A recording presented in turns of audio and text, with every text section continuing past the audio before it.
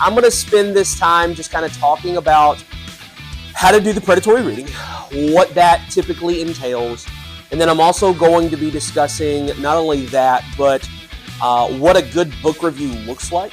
I'm going to discuss in this the process, what an outline, kind of what does your essay need to look like, because they are due next Friday.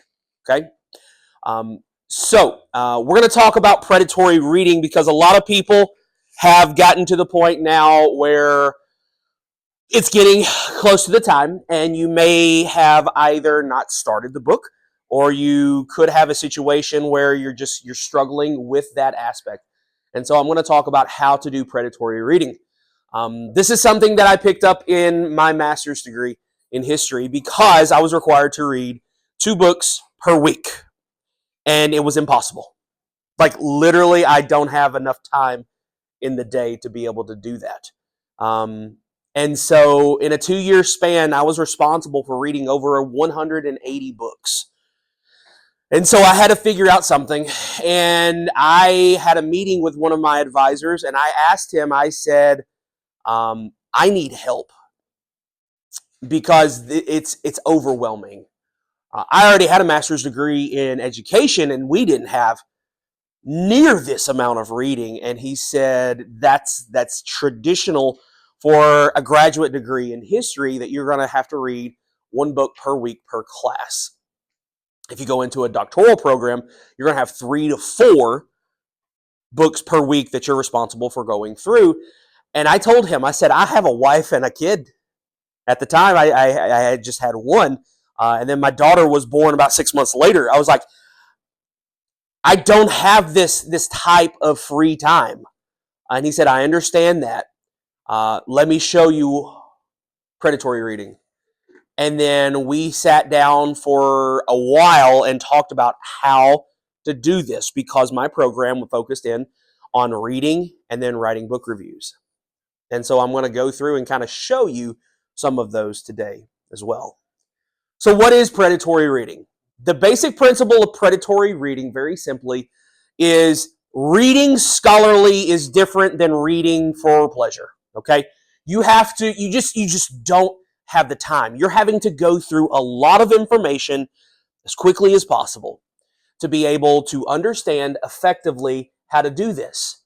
You don't have time to read every sentence.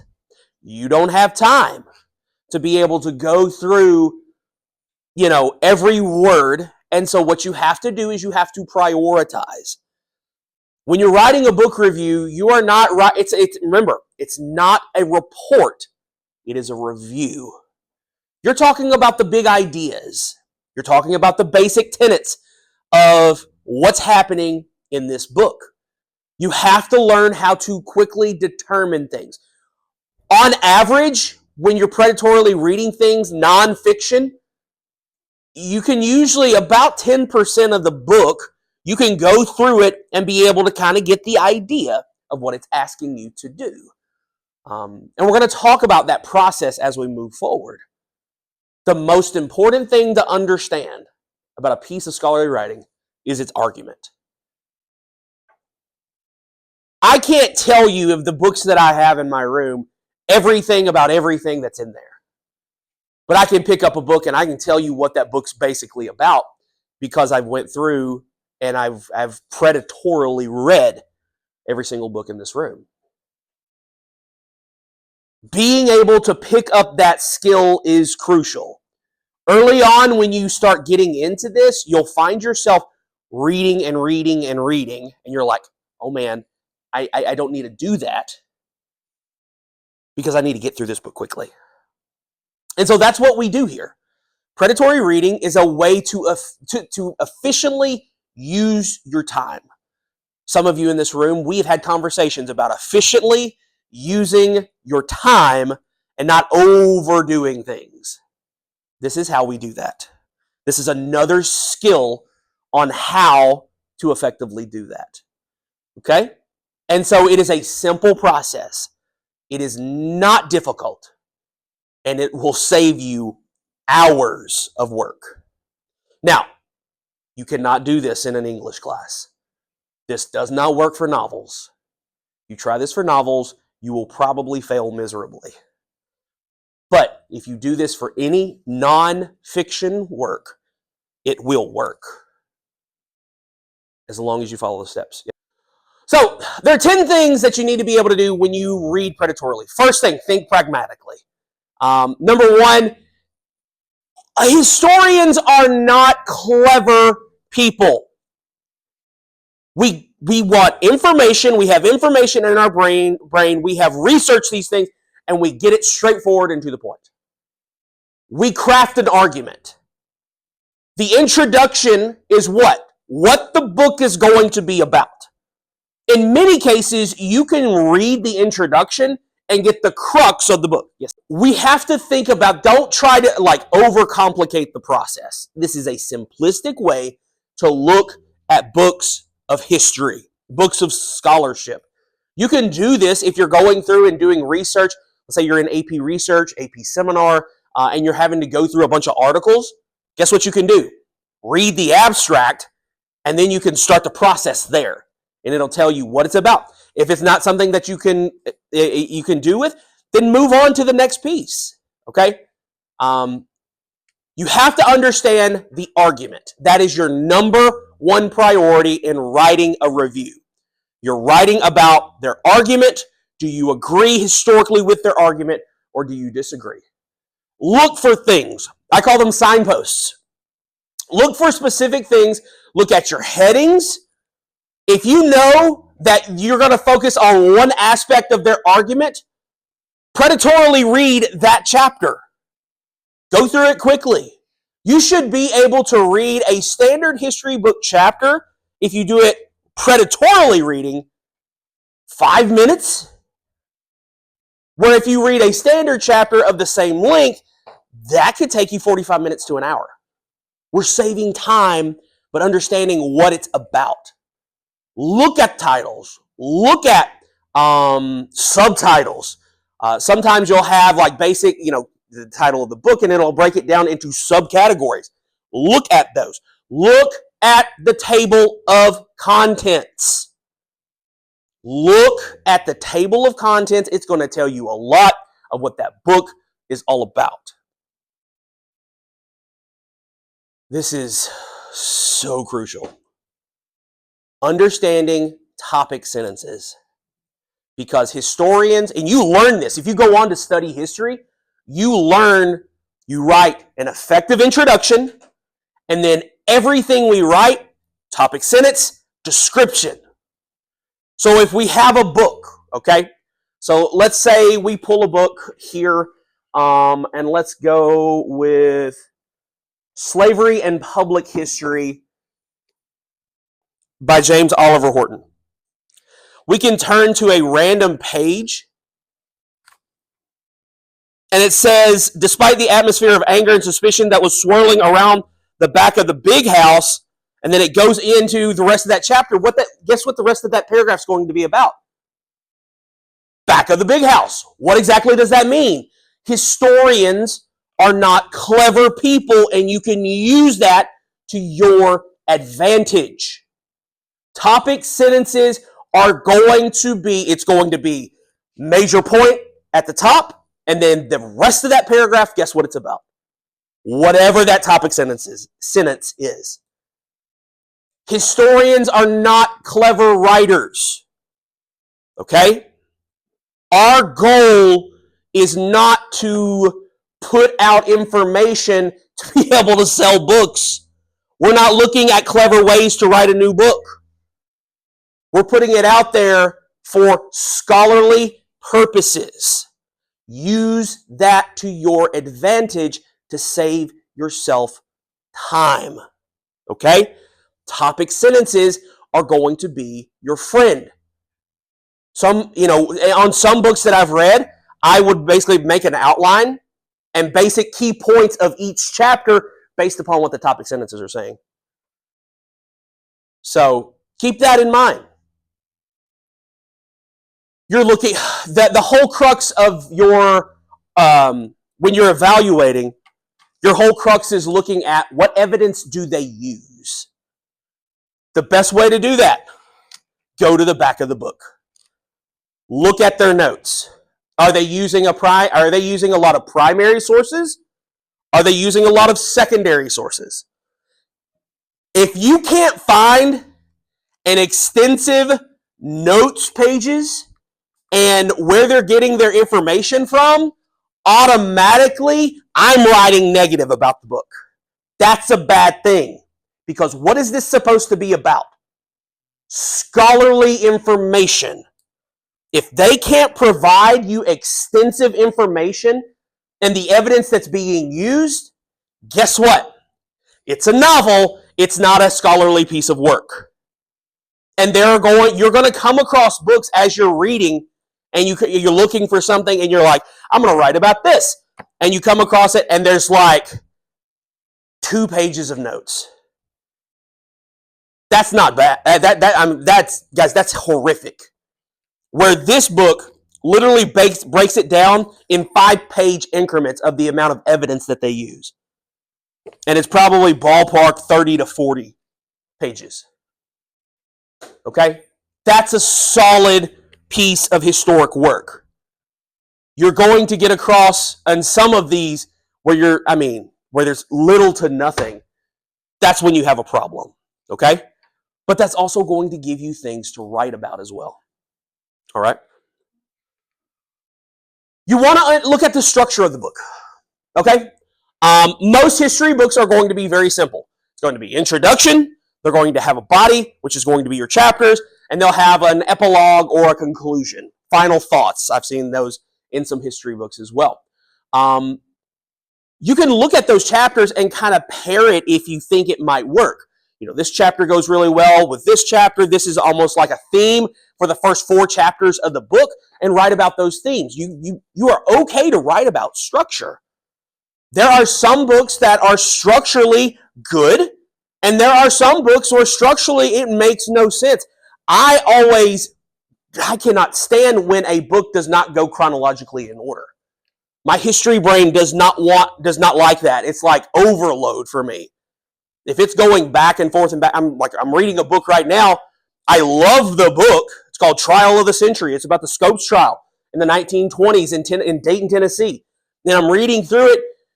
The biggest problem I got with the book right now is it like starts out with the beginning of the trial, and now we're going back and looking at what led to the trial, and it's like, no, that's not how this is supposed to work. And I'm going to write a review over it. And that's my biggest problem with the book right now. It's okay if you disagree as you're going through. But if you find like structurally and you don't like something about the structure, go for it. If you love the structure, this book did really, really well with having X, Y, and Z. The order made sense. It flowed really well. Those are okay. Look at those transitions. How do they go from one chapter to the next? Does it easily flow? This can be a vital piece of your argumentation. Because if it doesn't flow well, this could make some, problems with their argument. If you find flaws in their argument, write about it. If you don't see a flaw, then that's fine. Some people like to choose the most controversial books because it's going to make it easier for you to write things about it. I love doing that. That's why books being banned, I'm going to read it. Why is it so controversial? Why are people such in arms about it? Because if I write a review about it, it's going to help me be able to get information out. Look at any type of special distinction.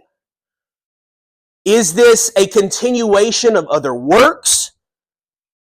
I had to read 18 books about the Spanish-American War for one class. The same information, just different points of view. That's that's what you're going to come across.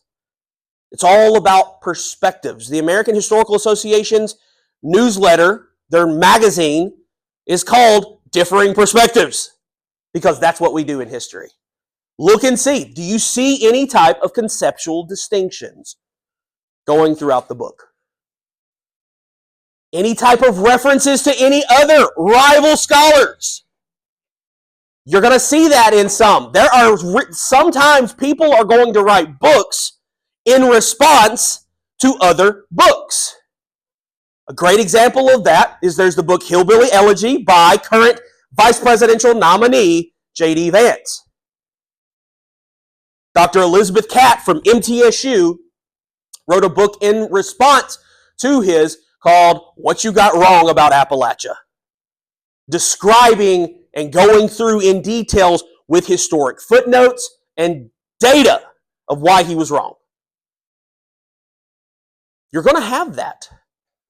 You're going to have books, that are basically saying why other books are wrong. Why is their thesis wrong? Why do they bring up that? And usually you're going to find that in the conclusion. Many cases. It could be very, very explicit, like in Dr. Catt's book. She writes about basically why she's writing this book and in response to J.D. Vance's Hillbilly Elegy. You always have to look at things because undoubtedly, and especially in the conclusion, there are going to be concessions. There are going to be things that are going to be like, we were limited in this aspect of it. It could be, in a lot of cases, that's more of like world history books. We'll talk about it because language barriers and things. But if you have, such moments may also help steer you towards the thesis. It might give you more information. If you're reading a book on, exploration early on, you might have some situations in there that you might need to look at. Look at the background of what your author, their background. Look at who, the things that they do. If it's, based on Columbus and a lot of the, Western Europeans and Spaniards, if they're not a Spanish-speaking person or they're not fluent in Spanish, there might be some issues with some of the translations of the documents coming in. Always, always, always, historians ramble. You're going to have times where there might be a little, like the things that they're saying are a little incoherent. You may not understand it. Don't bog down on those things. Remember, they're people. There are times where you're going to read something and it just doesn't flow well. You're like, I don't understand what this means. This doesn't make any sense. Just move on. Don't worry about the small things. Now, if it's a lot of incoherence, then guess what you can do? You can write about it. And that's okay. If you have authors where they just feel like it feels like somebody rambling constantly, then write about it. If you don't like a book, it's okay to dislike it. Because guess what you can do? You can write about it. Okay? I think it's easier to write a book review about books I don't like over books that I do like. So then how do you write a book review? What do you need to do? What should it look like? What should the outline of the book review actually look like? First thing, you want to make sure that you identify who the author is. Who are they? What is their background? Do they have any other books on this topic? Have they just randomly put together this book? Is it a collection of books? Do they have a degree in this topic? Do they have a degree in history? I am a snob when it comes to this. Because if you don't have a degree in history and you're writing a history book, I am not going to be nice. Why? Because I'm a snob when it comes to that. We have specific training. I went through 2 years of what felt like the most miserable time in my life. And somebody hasn't gone through that. And some of your famous writers of like there's one out there, I'm not going to say who it is, but they have a degree in English literature. And they're considered one of the experts on writing history books. and it drives me insane. Not going to say the name. Okay? You need to, in that introduction, you need to what is their thesis? Historians are not good at naming things, and we've talked about this in class. Literally, sometimes it's going to say, the thesis of this book is. That makes your life so much easier. Now, you don't need to do like super huge long quotes. You can have brief quotes.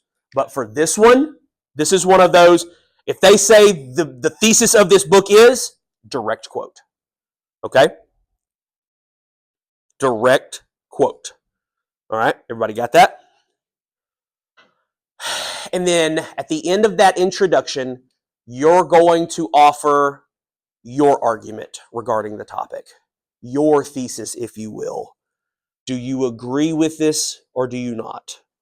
Now, I'm not going to be a huge stickler, but if you are planning on going and studying political science, government, or history as a degree, you have to get out of the mind frame of I believe, yada, yada, yada. You have to write the thesis in third person, okay? Never use phrase. Try to get out of using the phrases I, me, you, like those personal pronouns. Try to get rid of those when doing these. Next, the body of it. What's in the body of, you're summarizing the main argument, critically engaging. If there are problems with it, this is where you write about the problems. Any type of methodology, this is where you're writing about the sources. This is where you're writing about structural issues. This is where all of that you've done, this is where it all comes into play. It should not take you very long if you do the predatory reading the correct way, writing the book review should not take you long at all. I put together a book review before with citations in 30 minutes. It's the predatory reading that traditionally takes the bulk of the time. If you've also read through other books similar to this, this is a way to introduce that. There's also a book I read, or there's a book out there called XYZ. If you have done that, if you haven't, don't worry about it. If you have visited a historic site that is similar to the topic, let's say you're writing a book review in quarter 2 about Andrew Jackson, and you've been to the Hermitage, you can give insight to that in your review. Okay?